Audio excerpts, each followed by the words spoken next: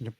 Hello and welcome everyone. We are live. This is another live stream of me reacting to the headlines for today. My name is Harsh. You're watching Esports and Information. Right, let's see what do we have for reacting today. Just a minute, let me share this live stream on one of our other pages that is on X. So in a while we are going to start another feature of esports and information, that is written articles. Okay, so if you're not fond of listening to things being discussed or things being said, and if you are among those people who still prefer to read things, all right, uh, so it will be the articles will be published on X, but uh, the links to those articles will obviously be shared on YouTube and even our page on Instagram as well. All right, so on that note, we will start the reaction for today, reacting to the headlines for today. Let's see what the world have for us. You might have observed, if you follow these things regularly, you might have observed things don't move really. It's just like let's take this for example, the Israel and Hamas conflict, or the Russia Ukraine conflict. You'll observe that things don't progress too much. It's just slight a hairline development, and global media houses portray it as a news for people to consume.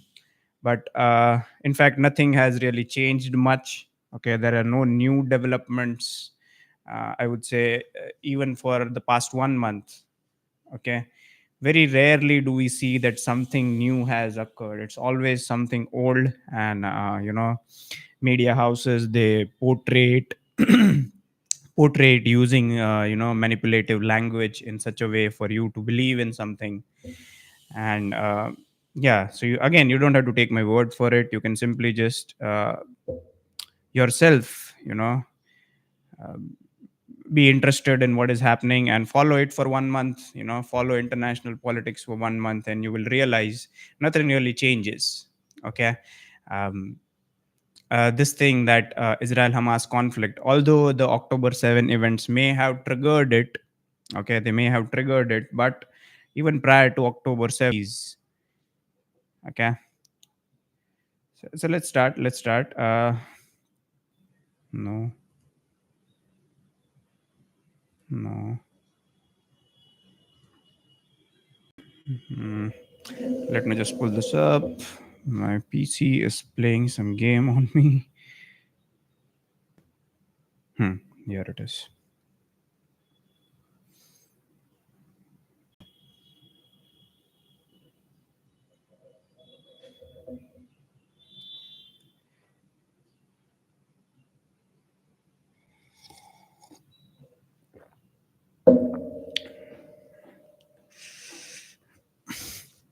All right, the monsoon is here. The southwest monsoon has set upon the entire land of Bharat, and you'll see that all across the land of Bharat, you'll see that many of the states, they are facing problems such as waterlogging, because the rain is so incessant, meaning the intensity of rain is too much within a short span of time, that there are problems such as waterlogging. And multiple states, starting from the national capital of Delhi to all the other areas, many of the states are reeling under the effects of floods, flash floods, landslides. Okay, so one of those states is Assam. Assam has had this problem like since the very beginning. Okay, Assam flood situation deteriorates, over 11 lakh people suffering across 28 districts. Okay, so uh, a week ago, we had covered this in one of our live streams, that there were meetings organized by the Home Ministry, chaired by the Home Minister himself, to review the situation of flood preparedness. And now, do we understand that? And it is required. It is required. The intensity of monsoon. Yeah, keeping in mind the intensity of monsoon, we need to have such preparedness. So yeah, over 11 lakh people have been affected in Assam flood situations. Over 42,000 hectares of crop areas were damaged. Brahmaputra, Barak, on all their tributaries are flowing above danger level. State government opened 140 relief camps and 359 relief distribution centers. NDRF and SDRF teams have also been deployed for rescue and relief operation Assam floods. Okay, this is a recurring event. Every year we see that in the parts of Northeast, more specifically, Assam is the state that faces this problem of floods, and yeah, that is it is what it is. Assam flood situation deteriorates. There are also others here. Water level remains high in Brahmaputra River in Guwahati following incessant rainfalls. Okay. Mm, Even in Gujarat, there have been some incessant rains in Junagadh. Junagadh has it's a very close to the Arabian Sea, the district of Junagadh, and due to which it has received and it keeps on receiving heavy rainfall. It's a regular thing, regular and a frequent thing in the district of Junagadh to have such high levels of rainfall. So NDRF team, that is National Disaster Response, something something NDRF, yeah, National Disaster Response nationals that are stranded due to flood. Okay, so they've also arrived in Junagadh. All right, next up is Hathras. Okay, Hathras is a place in the state of Uttar Pradesh. So there was some gathering. Okay, there was some gathering of people over there. We still don't know who exactly organized it. Are there any stipulations and laws and regulations in place to regulate such affairs? But there was this religious gathering in the place Hathras that is located in the state of Uttar Pradesh, and there was a stampede. All right, stampede, and as per the latest updates, more than 100 people have lost their lives, and many are being treated in hospital. There are also some monetary, some monetary compensation announced by both the state government and the union government as well. So I guess, yeah, this is another gray area and social law that we have to fill, because this is indeed a tragic incident. Even the prime minister, while giving his speech in the parliament, he also spoke about this. And speaking of parliament, I would really want to speak about this thing, because if you follow, okay, these things are live telecasted on television, mainstream media, and also on digital media such as X and YouTube as well.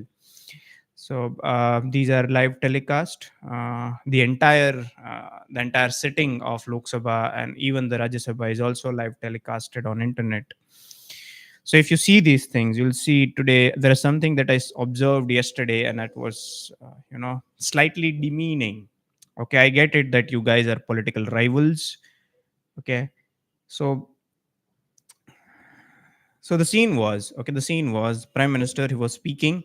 It was his turn to speak, and the opposition, they were continuously and constantly raising slogans while he was speaking. Okay, so even you're not allowing the other party to speak. Okay, so whenever there is a misunderstanding, you need to allow the other person to speak. Okay, to clearly outline the problems, to clearly outline the solutions, and then we can have a decent talk, and then maybe we can take things forward. Okay, look at where our polity has come to. You don't let the other person speak, you keep on raising slogans while the prime minister is speaking. And keep in mind, I'm not here advocating like whether he is a good prime minister or a bad prime minister. All I'm saying is, where is the basic courtesy? If this is how uh, you know the polity of our country is going to function, okay, how do you expect us to stand in the committee of developed nations? All right, and then you will say that no, no, no, it's not just us, there are also other countries, they also have these scuffles in parliament. Okay, So are we going to you know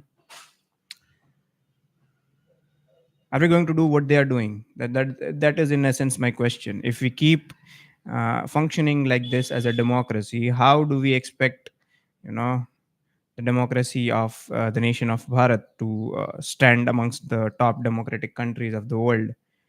So if you're behaving in such a way, okay, you can argue, all right, whenever it's your turn, you can put forward your points, you can put forward your arguments with evidences. But this is just, creating nuisance, not letting the other party function. So if this is the level to which our politics has stooped, I guess we need a major revisitation and major overhaul of people who are sitting in the parliament. People of the age of more than 50 years of age, they are doing things that kids do in school. Okay. So yeah, I guess people should. I would really encourage you to see all these, live telecasts, and you will realize how these people behave in the parliament. These are the people for whom we vote.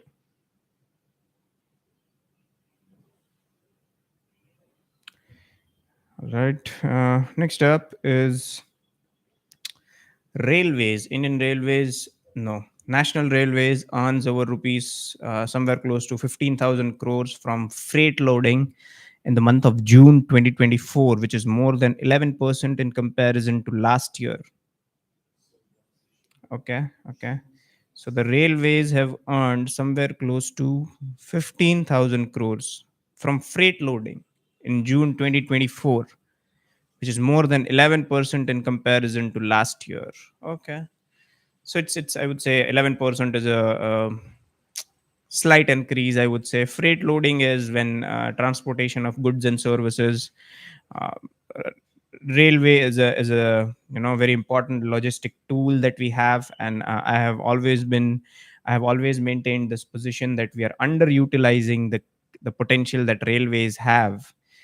And this shows that it has immense potential. In just 1 month, the railways has managed to transfer freight worth 15,000 crores. Okay. So to give you a brief context about this, some sort of a reference. Every month, GST collections are somewhere close to 1 lakh crores. So it is almost 10% of that is contributed by railways. And there's the equivalent amount of 10% equivalent of monthly GST collections. The revenue generated is almost done by railways. So yep.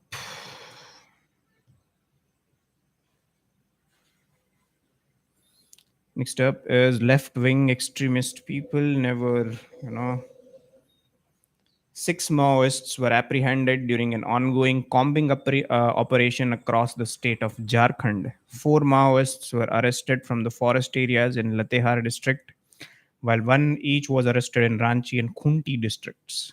Okay, okay. So there were 6 Maoists who were arrested. For those of you who don't know, Maoists are people who subscribe to the extreme left wing politics. All right, they aim to overthrow government through guerrilla warfare tactics. But their ideology only runs so far as that. Okay, let's assume for the sake of argument that the left wing extremists such as Maoists, they're able to overthrow the government. What happens after that? Do you democratically elect the leader, or do you put in place a leader who was in service of your cadres of the left wing extremists, militant groups? And what is the uh, you know um, what is the guarantee that the person that you put in place after overthrowing a government would rule properly? All right. So left wing ideology works only up to a certain extent, only up to the level to which you overthrow the power, and after that what happens we don't know. Okay. If you really want to look into the example, why exactly is the ideology of communism faulty after a certain extent, you should look into the example of French Revolution. Okay, French Revolution. The French, they overthrew their monarch and put in place somebody, and that person turned out to be worse than the ruling monarch. Okay, so yeah, that's that. I wouldn't say much about it anymore. There is one more. Yes. Speaking of Jharkhand, we come to the neighboring state of Chhattisgarh. Five Maoists were killed in encounter with security forces in Narayanpur district. Okay. So Maoists, they are getting killed, but they don't understand. All right. So there are five Maoists that are getting killed in Chhattisgarh. So one very interesting observation and one very interesting analysis that you should do, I mean, is when these people are caught, okay, when these left wing extremists and the soldiers who fight for the left wing extremist ideology, when they are caught, they are apprehended with weapons. From where exactly are they getting these weapons? Okay, is there an external factor working over here, or because this isn't United States, you don't exactly get guns at, there aren't exactly gun shops in our country. So where exactly are they getting weapons from? Who is supplying them with weapons, money to function, places to live? These are the questions that we must ask. Because let's face it, they aren't exactly contributing to the society, and they aren't contributing anything to the GDP, nothing for that matter. Let's yep. Next up, even Manipur. Incessant rain affects normal life in Manipur, the northeastern state of Manipur. Okay, there have been landslides, flash floods. Okay. Mm. So, National Highway 37 connecting Imphal to Jiribam. Okay, it was blocked due to landslides, but the road construction company cleared the road within hours. Okay, that's some positive news. On the other hand, IMD, the National Weather Forecast Agency, they have forecasted heavy rainfall in Manipur for the next 5 days. Okay. So monsoon has arrived with too much of gas. Let's see how long does it last, because it has been not breaking; it has been accelerating, and so let's see.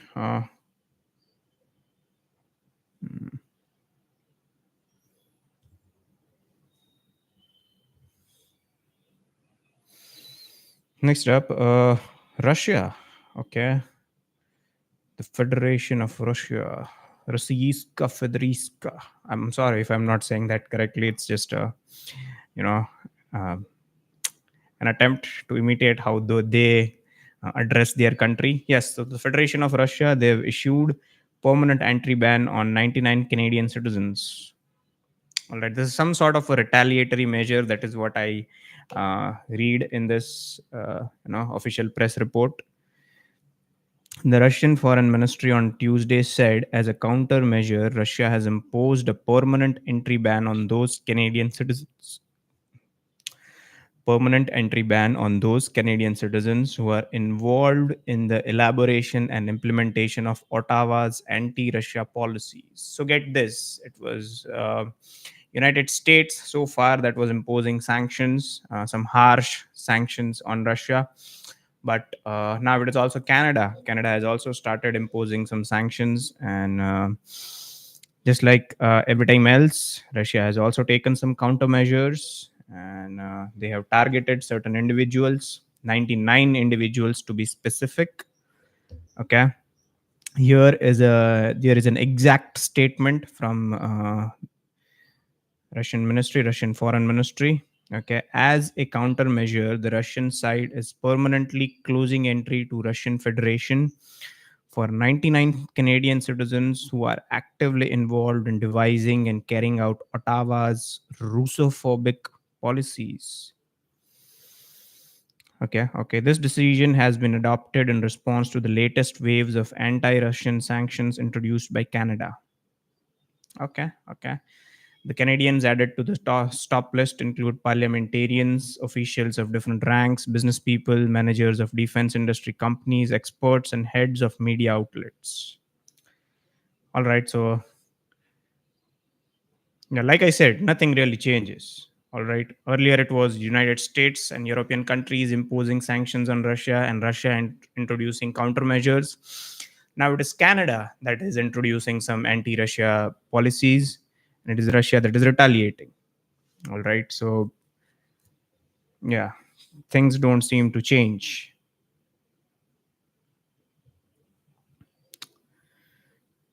Okay. Insight: how Burkina Faso's military junta is conscripting critics to fight Islamist rebels. Okay, so get this. All right, no, I'm not condoning what they're doing is right or wrong. Okay, we are just discussing over here whatever they are doing. Is it rational? Is it a rational decision or not? Okay, so get this. Okay, the the military in the African country of Burkina Faso, they had overtaken the democracy. All right. Um, and that military body that has overtaken the democracy or the democratic functioning, okay, they are fighting Islamist rebels. Okay, there is this increasing rise of fundamental Islam and the northern parts of the African continent. All right, I'm not saying this is all over the media houses and all over newspapers and media websites of major media houses as well. Okay, I'm not making this up. There is a well established fact that there is rise of fundamentalist Islam in the countries of western and northern Africa. Okay, so yes, so the military took over and they are fighting these rebels. But as usual, as we see in our country as well, there will be some people from the civilian populace of the country that will provide some cover fire to these fundamentalist rebels. Okay, they will put out some tweet, they will put out some video, they will create content to defend such rebels, such fundamentalist rebels. Okay, this is not something new. We see this day in and day out in our country as well. We see Bollywood celebrities providing cover fire. We see politicians from the opposition, they provide cover fire to these fundamentalist rebels, militants, I would say. And even this disgraceful behavior of Bollywood celebrities, keeping up all eyes on Rafa stories on Instagram, and it's like utterly disgraceful. These people, they trade their loyalty for some amount of money. Okay. Yeah, so coming back to the topic. So what the military in Burkina Faso is doing is, uh, they are cherry picking individuals. Okay, they are cherry picking individuals who are providing such cover fire, and they will make them serve mandatorily in the military and make them fight these Islamist rebels. And there are multiple cases, multiple reports. Reuters has done an in-depth study of this news, and that is something that I really appreciate about Reuters is, although they are not immune from their own political bias, but their reporting is somewhat, I would say, mm, not genuine. What is the word that I'm looking for? um, to the point. Okay, their reporting is to the point and precise. They do get the message across, but they are not immune from their own political bias. Okay, sometimes there are people out there who will criticize Reuters for propagating misinformation and even lies for that matter.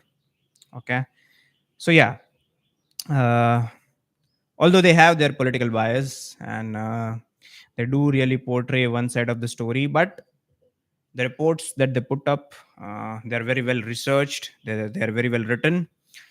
So I believe in giving credit where it is due, and kudos to you, Reuters. All right. Yeah. So on this piece of information in this article that they've put on their website, they have said this: Amnesty International and Human Rights Watch have accused Burkina's military of kidnapping and conscripting some of its critics, citing victims and civil societies groups. Okay, so yeah, so they're cherry picking people who are critical of, the military who is fighting these Islamist rebels. So they will train them for a